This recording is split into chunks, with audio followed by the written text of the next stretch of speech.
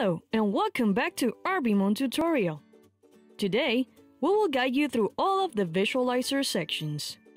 Let's first start with creating tags. On the main menu, click Visualizer. Here, you can browse and select recordings by site, playlist, soundscapes, and audio event detections. For this example, let's select a site, and then a date. Now, click on the spectrogram thumbnail to open and listen the selected recordings in the visualizer. Under this section, you will note the thumbnail manager. Here, you will find the gain button, used to increase the recording's gain, and also the frequency button, used to hide certain frequencies from the visualizer. You can always undo this filter by clicking on the X button. Now, let's go and click on the tags section.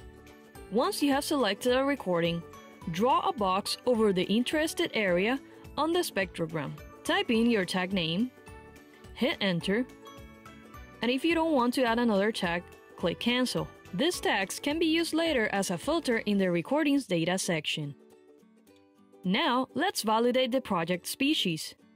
Go to the Species Presence Validation section, and then click on the species category.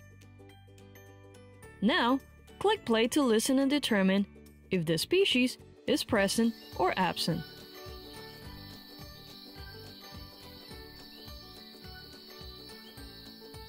Once you find it, click present. If not, click absent. If you want to make sure you validate that recording, click on the recording's thumbnail. A number will appear depending on your validations. Now, let's create a training set. During these validations, as mentioned before, ROIs can be identified and added in a training set. Go to the Training Sets section. Then, click on the plus button. Name your new training set. Select the species sound and click Create. Now that you chose your new training set, on the visualizer, use the zoom buttons to select a ROI with more precision. Go over the recording to see which is the best species call.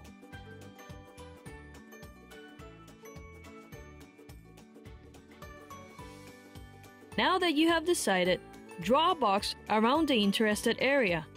Crop it as closely as possible, and then click Add Data.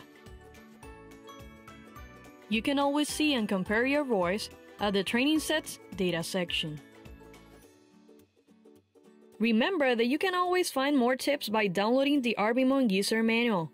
Check the link in the description. Once you're done, join us again in the next RBMon tutorial.